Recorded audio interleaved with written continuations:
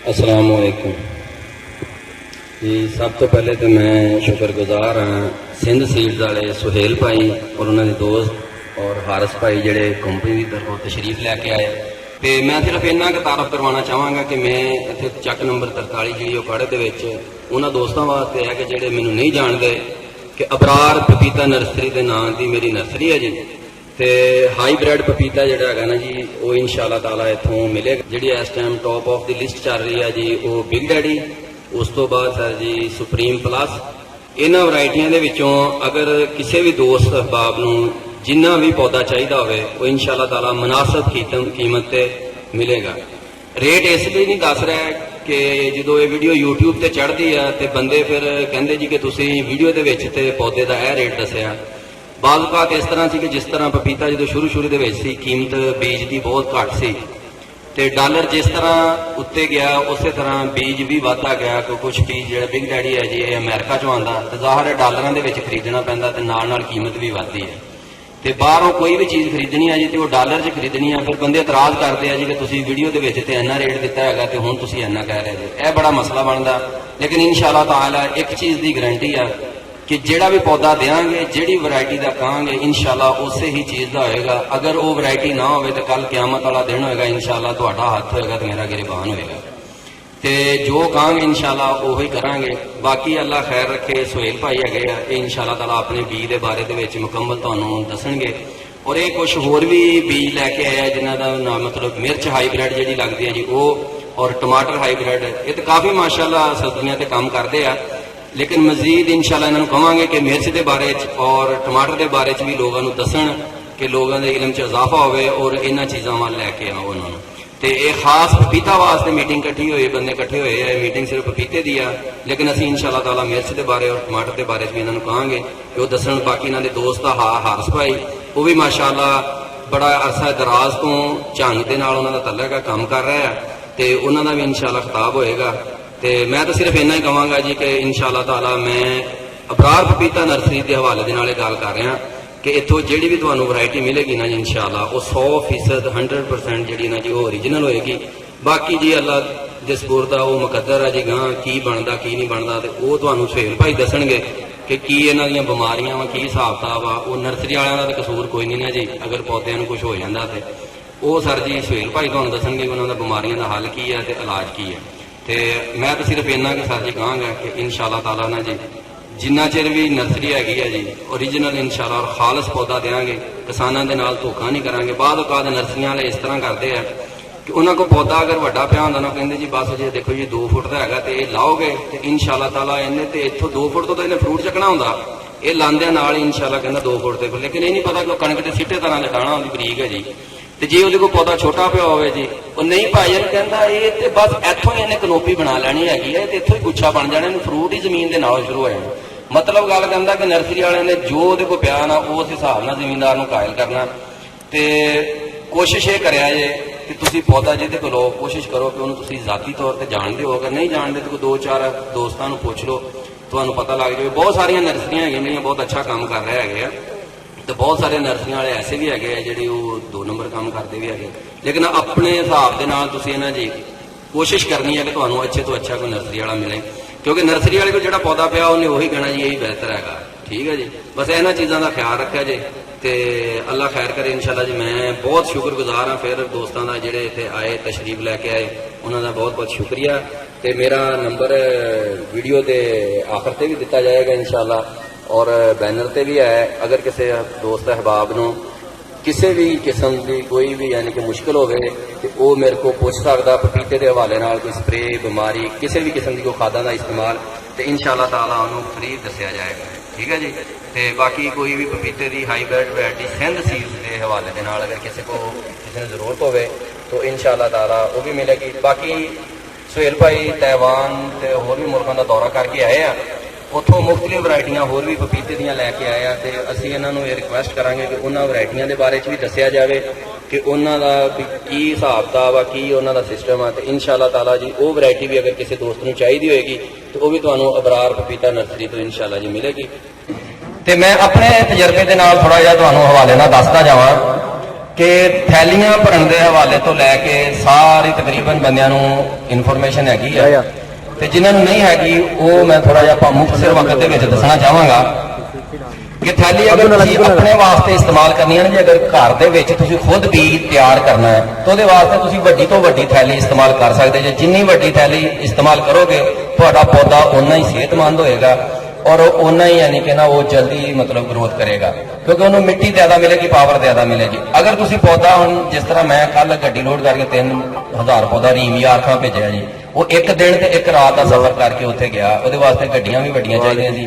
ਫਿਰ ਨਰਸਰੀ ਵਾਲਿਆਂ ਨੂੰ ਮਜਬੂਰਨ 4x5 ਦੀ ਥੈਲੀ ਜਾਂ ਹੱਦ 5x6 ਦੀ ਥੈਲੀ ਲਾਉਣੀ ਪੈਂਦੀ, ਕਿਉਂਕਿ ਪੌਦੇ ਬਹੁਤ ਦੂਰ ਦੂਰ ਜਾਂਦੇ। ਇਸ ਤੋਂ ਪਹਿਲੇ ਨਵਾਬ ਸ਼ਾਹ ਤੋਂ ਅੱਗੇ ਸਈਦਾਬਾਦ ਪੌਦੇ ਗਏ ਜੀ 4000, ਉਹ ਵੀ ਵੱਡੀ ਥੈਲੀ ਹੁੰਦੀ ਤਾਂ ਮੁਸ਼ਕਲ ਆ। ਲੇਕਿਨ ਅਗਰ ਕਿਸੇ ਬੰਦੇ ਨੇ ਖੁਦ ਬੀ ਲੈ ਕੇ ਨਰਸਰੀ ਤਿਆਰ ਕਰਨੀ ਹੈ ਤਾਂ ਥੈਲੀ ਵੱਡੀ ਤੋਂ ਵੱਡੀ ਲਾਵੇ, ਕਿਉਂਕਿ ਉਹ ਥੈਲੀ ਜਿਹੜੀ ਹੈ ਨਾ ਉਹਦੇ ਵਾਸਤੇ ਫਾਇਦੇਮੰਦ ਆ। ਉਹਨੇ ਤਾਂ 1000-2000 ਪੌਦਾ ਖੁਦ ਲਗਾਉਣਾ ਹੈਗਾ, ਉਹ ਵੱਡੀ ਥੈਲੀ ਇਸਤੇਮਾਲ ਕਰ ਲਵੇ। ਅਗਰ ਛੋਟੀ ਵੀ ਕਰ ਲੇਗਾ ਤਾਂ ਉਹਦੇ 'ਚ ਕੋਈ ਐਡਾ ਨੁਕਸਾਨ ਨਹੀਂ ਹੈਗਾ, ਲੇਕਿਨ ਵੱਡੀ ਕਰੋਗੇ ਤਾਂ ਬਿਹਤਰ ਹੈਗਾ। ਉਸ ਤੋਂ ਬਾਅਦ ਸਰ ਜੀ ਜਰਮੀਨੇਸ਼ਨ ਜਦੋਂ ਹੁੰਦੀ ਆ ਉਹਦੇ ਵਿੱਚ ਇਹ ਹੈ ਕਿ ਤੁਸੀਂ ਬਾਅਦ ਔਕਾਤ ਬੰਦੇ ਇਸ ਤਰ੍ਹਾਂ ਹੁੰਦੇ ਆ ਕਿ ਪਾਣੀ ਲਾਉਂਦੇ ਆ ਤੇ ਮੁੜ ਕੇ 2 ਦਿਨ ਦੀ ਛੁੱਟੀ ਕਰਦੇ ਆ, ਫਿਰ ਪਾਣੀ ਲਾਉਂਦੇ ਆ, ਉਹਦੇ 'ਚ ਜਰਮੀਨੇਸ਼ਨ ਦਾ ਫਰਕ ਪੈ ਜਾਂਦਾ। ਤੁਸੀਂ ਉੱਤੋਂ ਪਾਣੀ ਲਾਣਾ ਜੀ, ਲੇਕਿਨ ਰੋਜ਼ ਲਗਾਉਣਾ ਹੈਗਾ।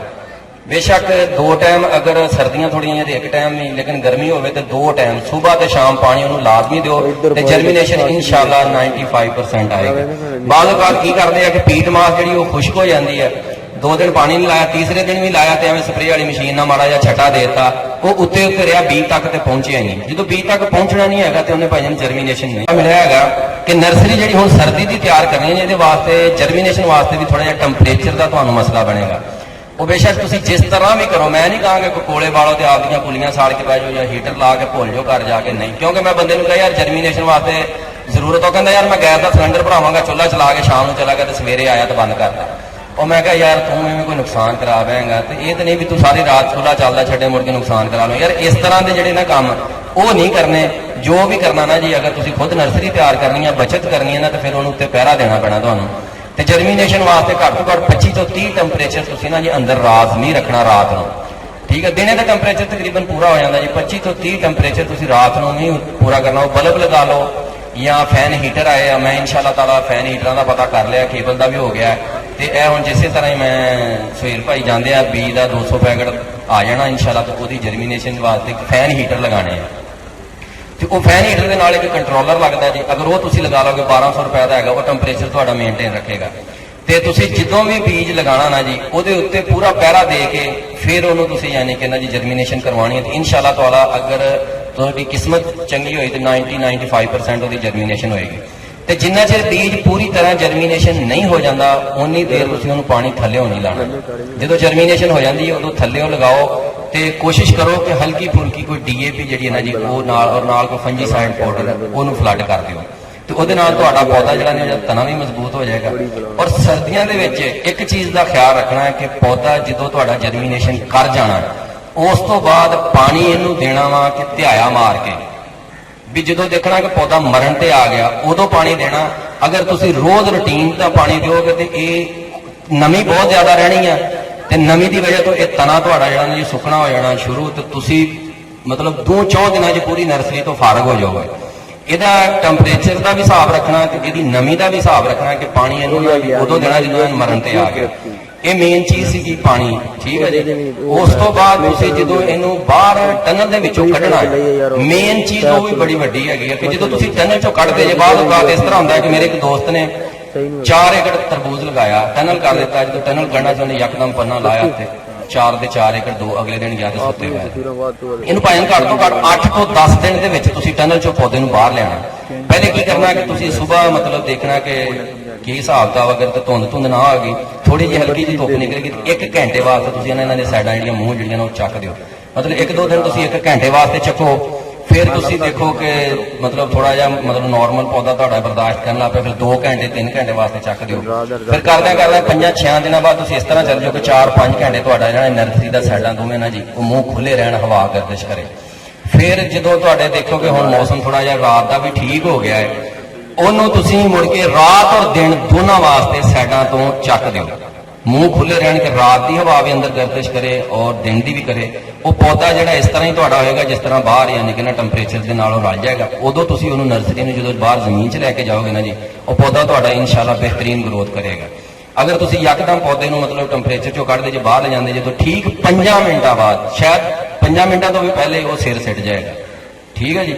ਇਹ 4-5 ਗੱਲਾਂ ਜਿਹੜੀਆਂ ਹੈਗੀਆਂ ਨੇ ਜੀ, ਇਹ ਮੇਨ ਤੁਹਾਨੂੰ ਮੈਂ ਦੱਸ ਦਿੱਤੀਆਂ ਕਿਉਂਕਿ ਸੁਹੇਲ ਭਾਈ ਬੜੀ ਦੂਰੋਂ ਆਇਆ, ਇਹਨਾਂ ਦਾ ਟਾਈਮ ਆ। ਬਾਕੀ ਸਾਰਿਆਂ ਦੋਸਤਾਂ ਕੋਲ ਮੇਰਾ ਨੰਬਰ ਹੈਗਾ, ਤਫਸੀਲ ਦੇ ਨਾਲ ਅਲਹਮਦੁਲਿਲਾ ਅੱਲਾਹ ਦਾ ਸ਼ੁਕਰ ਇੰਨੇ ਬੰਦੇ ਬੈਠੇ ਆ, ਕੋਈ ਵੀ ਨਹੀਂ ਕਹਿ ਸਕਦਾ ਕਿ ਅਬਰਾਰ ਨਾਲ ਗੱਲ ਕੀਤੀ ਤੇ ਸਾਨੂੰ ਇਹਨਾਂ ਨੇ ਟਾਈਮ ਨਹੀਂ ਦਿੱਤਾ।